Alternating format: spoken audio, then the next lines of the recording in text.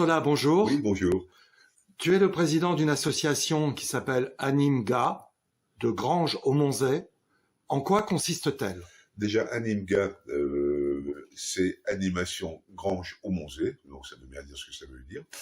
Donc c'est une association que nous avons créée dans le but de faire perdurer ou d'amener une nouvelle animation sur notre commune. Voilà, une association qui a été créée il y a cela 5 ans, qui fait suite en fait au vide-grenier qui avait lieu tous les ans au 15 août et que nous avons repris sous notre nom. Et donc vous organisez avec toute ton équipe plein d'activités. Plein d'activités. Nous avons 3 axes en fait. Bon, nous sommes 14 dans l'équipe. Nous avons trois axes, donc le vide-grenier bien sûr, la semaine du paysage à laquelle nous participons, et nous avons surtout l'organisation de concerts. Vous avez déjà des concerts à votre actif depuis plusieurs années. Ah oui, nous avons déjà organisé une bonne quinzaine de concerts, je veux dire, dans nos salles, les salles qui sont mises à notre disposition. Et nous en avons bien sûr des nouveaux prévus pour l'année à venir et la prochaine. Alors, vos prochaines activités de concert, c'est quoi et quand? Les prochaines activités, donc nous allons renouveler cette année le 23 novembre la fête du Beaujolais Nouveau. Donc ce sera avec un groupe qui s'appelle Bac plus Zinc. C'est un groupe local, je veux dire, voilà. Et donc pour cette année, et nous avons pour 2025, donc le 25 mars, Ben Toury, un pianiste phénoménal, qui sera accompagné de Jérémy Barès, un guitariste pareil hors pair, donc, pour lesquels nous aurons en première partie un groupe de jeunes femmes qui s'appelle les Cracked Cookies. Alors des jeunes femmes, une anglaise, une française, une slovaque. Voilà. D'accord.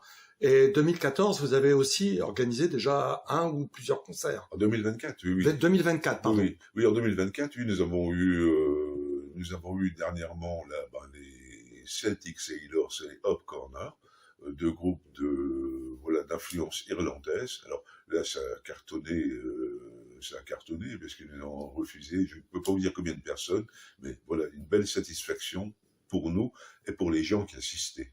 D'accord. Et à part les concerts et donc le vide-grenier du 15 août, vous avez d'autres activités aussi en programmation? Comme je vous le disais, nous avons aussi la semaine du paysage. Ça, nous le faisons en collaboration avec la communauté de communes. Donc, pour cette année, nous avons fait quelque chose avec le Clos Yakari à Granges au Monzet, le centre équestre, avec un spectacle de théâtre, etc., des balades comptées, voilà. Donc, pour l'année à venir, ça n'est pas programmé a priori, c'est tous les 2 ans. Donc, ça sera, je pense, plutôt en 2026. Vous êtes fier d'organiser des activités, des concerts à des prix que l'on peut qualifier d'imbattables. Comment faites-vous? Disons que c'est vrai que ça surprend quand même, parce que quand on fait venir des artistes de qualité, je veux dire, des artistes de renommée nationale, voire plus que ça, comment faites-vous? C'est pas compliqué. Nous avons déjà les recettes du vide-grenier, premièrement. Ensuite, nous avons l'apport des commerçants et artisans locaux qui nous aident bien, je veux dire, il faut les remercier, notamment en termes de communication, ça nous couvre tous nos frais de communication. Et nous avons aussi la mairie qui nous met à disposition gratuitement les salles de concert, donc ça c'est pas négligeable non plus. Et pour la semaine du paysage, donc nous avons la participation de la communauté de communes. Donc toutes ces activités, c'est grâce à, on va dire, à une équipe. Vous êtes plusieurs quand même à organiser ces activités. Oui, alors comme je disais, dans l'équipe, nous sommes 14 actuellement, donc chacun a un rôle bien défini, chacun a trouvé sa place, je veux dire que ce soit en termes de tenue des entrées, de la buvette, de tout ce que vous voulez et tout, de la sécurité. Donc nous avons des gens bien motivés où je pense chacun a trouvé sa place et et trouvent du plaisir à participer. Et puis pareil pour la trésorerie, etc. Enfin, je veux dire, je vais pas tout déballer. Et quelquefois, même souvent, quand nous organisons des concerts, nous faisons appel à des amis, voilà, qui viennent nous donner un coup de main pour la soirée et tout, voilà, ou pour le vide-grenier. Enfin, on a besoin de bénévoles aussi. Puis, on travaille quand même quelquefois. Donc, je parlais du Clos Yacari. On a travaillé aussi avec les Rives de la Vologne.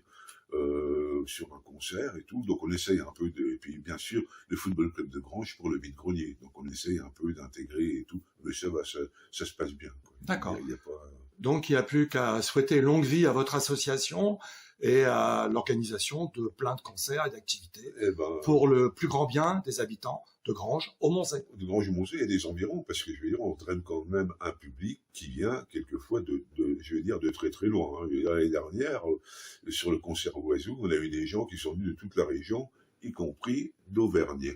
C'est quand même, voilà. D'accord. Eh bien, merci Philippe Tarantola et longue vie à l'association Animga. C'est moi qui vous remercie et s'il vous plaît, diffusez cet entretien parce que on a besoin d'être connu un peu plus. Voilà, merci.